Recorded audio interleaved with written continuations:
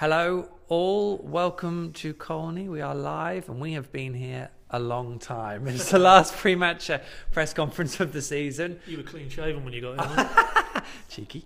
The last pre-match press conference of the season, ahead of QPR on Sunday. Barely got a mention and we've been here for about 2 hours. So Russell Martin, Alan Irvine got the duties to speak to us. Pads, and the problem with this now is I've got to try and remember what they all said in that time. But Russ said a lot about the players that have been released, a lot about the mood around the club, and a lot about the future. Mostly the club's, probably because he doesn't really know about his necessarily, like anyone. It'll get stick, Russ, for the way he talks from some people, but generally compelling, I think was the word I used. Yeah, no, as you say, far too much to really go through it all. But you know, the headline for me was, and I put it to him, you know, a lot of what he was saying almost felt like it was a continuation from Brighton away when, as we all remember now, he came out and he was brutal. Basically accused some of the players of lacking professionalism, downing tools almost. And to me, today, we've just heard part two of that, really, that, you know, he more or less said that there was too many elements within that change room who weren't with Alex Neil. They'd clearly lost faith in the guy. You know, he didn't put names to it, but it's... You look at the lads who've been released, I don't think you'd be too far away putting two and two together. And that kind of sets this united chord, really. You know, it's quite clear, and the results more or less speak for themselves, particularly the scale of some of the defeats away from home. That hasn't been a set of players who've all been pulling behind Alex Neil and one ambition, which was to get this club back in the Premier League. You know, now you can debate why that was the case and who's to blame for that. Russell Martin was asked, I think by your good self, if the change had been made earlier managerially wise, would they have been in the top six? He feels quite brutally, honestly, that yes, they would have been. So as much as you can lay a lot of this at Alex Neil's door, he himself has come out recently, hasn't he, and said he didn't make enough changes last summer. He was too loyal to some of the guys who've been around the place too long. But you know, Russell Martin did underline, by no means was this a buck passing episode. He admitted him and all these players, the ones who played, the ones who didn't, are as culpable as any other constituency. It's basically been a malaise. I've written about a malaise far too often this season, and I think we've seen that behind the scenes, and we've just seen another glimpse into that sort of closed shop, really, that it hasn't been a happy camp, and you know, it needs to change. And that was the other big thing for me, that it was almost like clean slate, whether he's here or not, whoever's here next other side of the summer, fans, players, even included us, the local media. We have to get back on board. We all have to get back on board and row in behind the same aim, because this season that hasn't been the case, and the result is that much gnashing and wailing of teeth.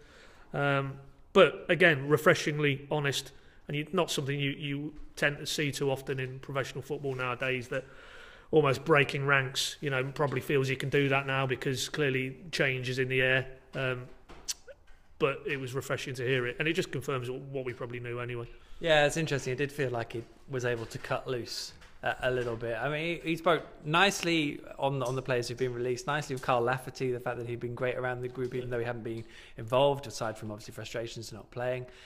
Very fondly, he spoke of John and Stephen Whittaker as well. And I guess we should say, out of these 7 players, only 2 of them have trained basically since they found out the news.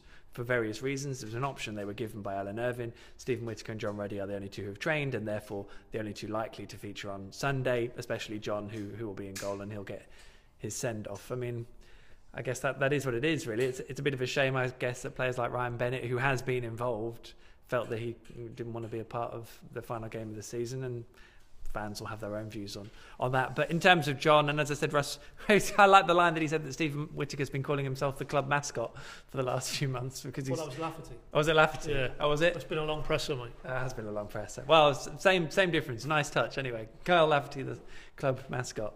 Quite an expensive club mascot, admittedly, but there we go. Yes, yeah. I mean, I thought it was quite revealing as well. You know, more lines coming back to me that the squad was too bloated. You know, just in terms of the volume of players. Alan Irvine then came in after Russ and said, you know, it's not that easy to put on training sessions if you want it to be an 11v11 when you've got in excess of 22 players, just the actual number of bodies. And a lot of those have had either no action at all this season in Norwich's first team or very limited periods of action. And again, that to me is squarely laid at Alex Neil's door. You know, he didn't have the right squad makeup in terms of numbers or the type of resource he needed to go into this championship season to play Saturday, Tuesday relentlessly. Norwich's squad wasn't fit for purpose, and that is ultimately the fault of the previous manager. And as I say, you know, that isn't going to be the case moving forward. That is quite clear. You know, 7 have already gone. There'll be more leave now over the summer, and it won't be like for like in terms of headcount coming in. The Norwich squad that goes into the new season will be drastically smaller than this one, and I would continue to advise people to keep looking closely at what Huddersfield did, because there's no way now Stuart Webber is going to veer away from what has been seemingly a very successful template. So just look at Huddersfield, look at the squad makeup, look at the age dynamic of the Huddersfield squad, look at the use of the loan players. All those we will see in green and yellow colours in the months ahead. It's interesting because despite the size of Norwich's squad this season, we had the period where they basically didn't have a central midfielder. So however big your squad is, you can still end up having shortages. And then in turn, Alan Irvine says, but there were games over the course of the season where we couldn't play any fullbacks. As if we could possibly have foreseen that in the summer being an issue, or in January. You know, no fullbacks, no left backs.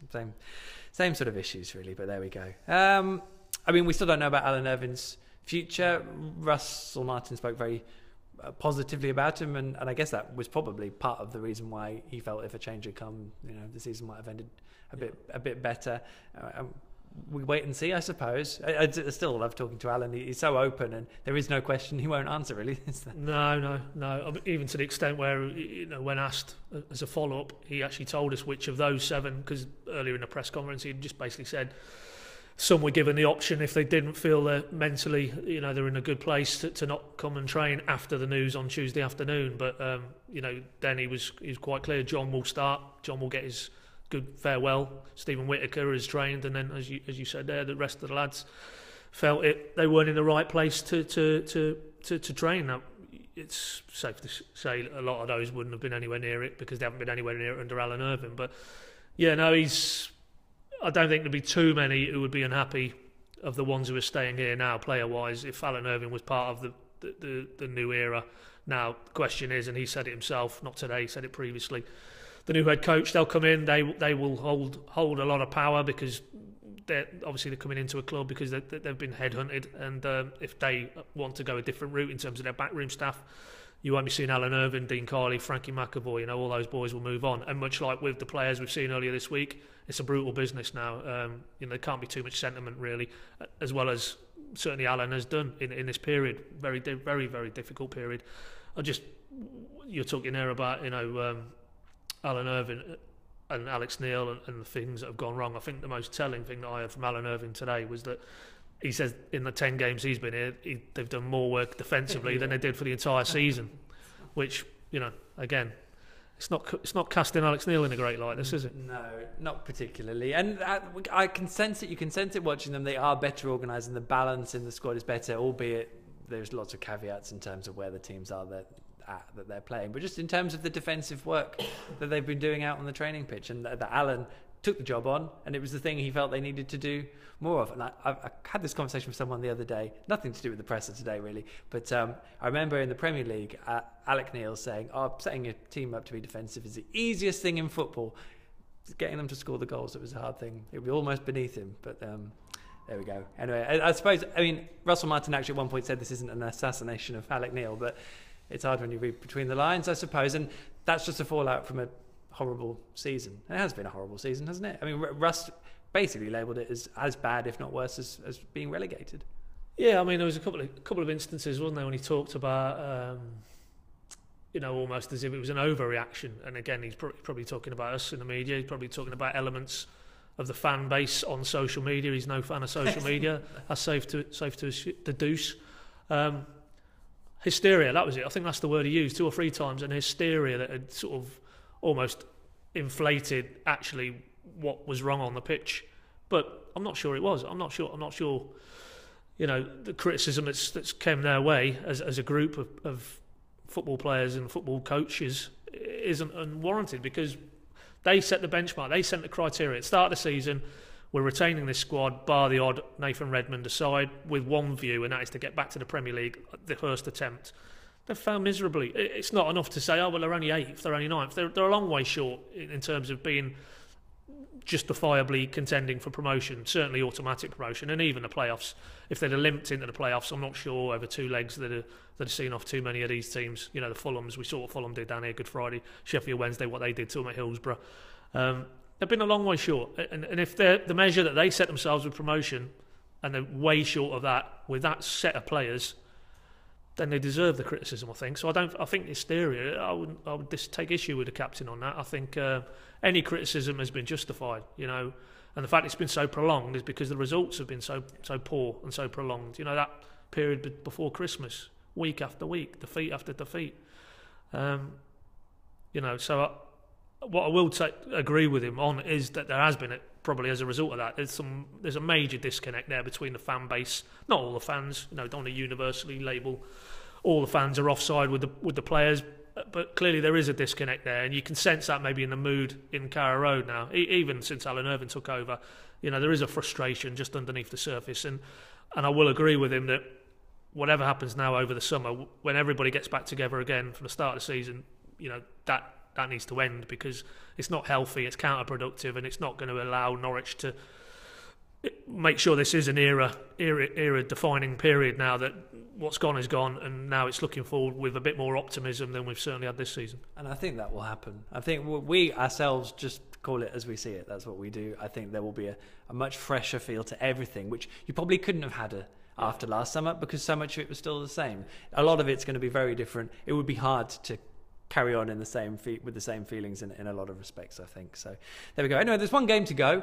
It'll be QPR. It'll be great, and you can follow it all at pinkun.com. Wes and Alex Tetty are both fit, and that's about it, really, isn't it? Big Nelson's bit of flu, hasn't trained all week, but they hopefully will train. I think he said Friday. I think Alan Irvine said. Obviously got an extra day, so you'd imagine he'd be in the squad. Yeah. Shall we just get going then? You've got a lot of words to write up. Yeah. I don't think I'll be watching Manchester United this evening, put it that way. I'll put it on the side at the same time. It'll be great. Thanks all, as I said, pinkun.com for the pre, post and coverage during the game, of course, live on Sunday, 12 p.m. kickoff. Don't miss it. Thank you very much, Paddy. This is it, the last pre-match press conference. Enjoy the last game, and then enjoy your summers. Goodbye.